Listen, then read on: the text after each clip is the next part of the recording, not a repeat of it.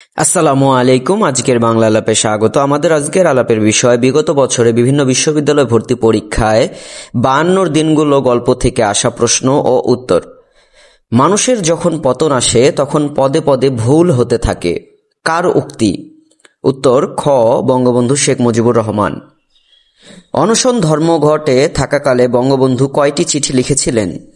উত্তর গ, 4টি। যদি এই পথে মৃত্যু এসে থাকে তবে তাই হবে। কোন রচনার উদ্ধৃতি? উত্তর খ, 52 দিনগুলো। মানুষ স্বার্থের জন্য অন্ধ হয়ে যায়, যে রচনার উদ্ধৃতি? উত্তর গ, 52 দিনগুলো। মানুষের যখন পতন আসে তখন পদে পদে ভুল হতে থাকে, বাক্যটি যে রচনার অন্তর্গত? উত্তর ক, 52 দিনগুলো।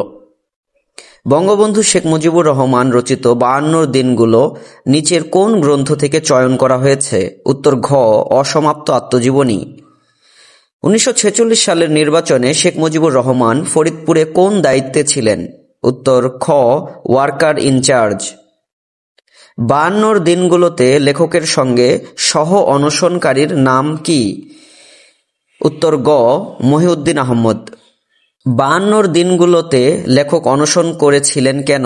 উত্তর খ, বিনা বিচারে আটক রাখার প্রতিবাদে। 52 দিনগুলো গল্পে কত মাস পরে বঙ্গবন্ধু শেখ মুজিবুর রহমান তার পুরানা জায়গায় পুরানা বিছানায় শুয়ে কারাগারের নির্জন প্রকোষ্ঠের দিনগুলোর কথা মনে করছিলেন?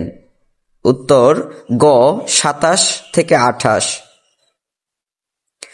অসমাপ্ত আত্মজীবনীতে কত সাল পর্যন্ত বঙ্গবন্ধু শেখ মুজিবুর রহমানের জীবনের ঘটনাবলী স্থান পেয়েছে? উত্তর ক, 1955।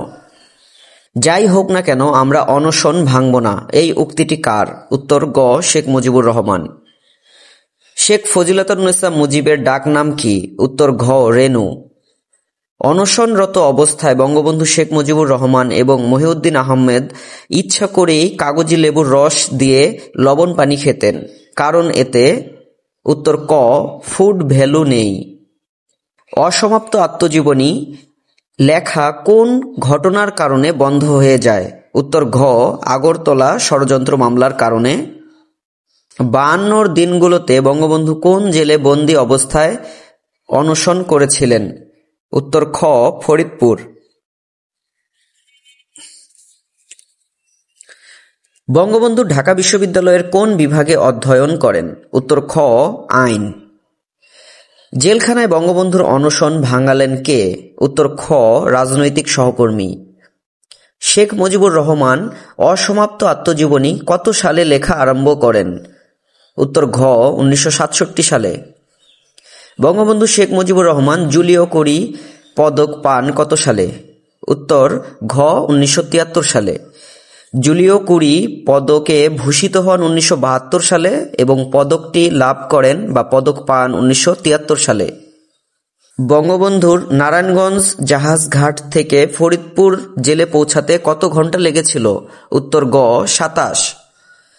ফরিদপুর জেল গেটে ছাত্রছাত্রীদের মিছিলে কোন স্লোগানটি ছিল না?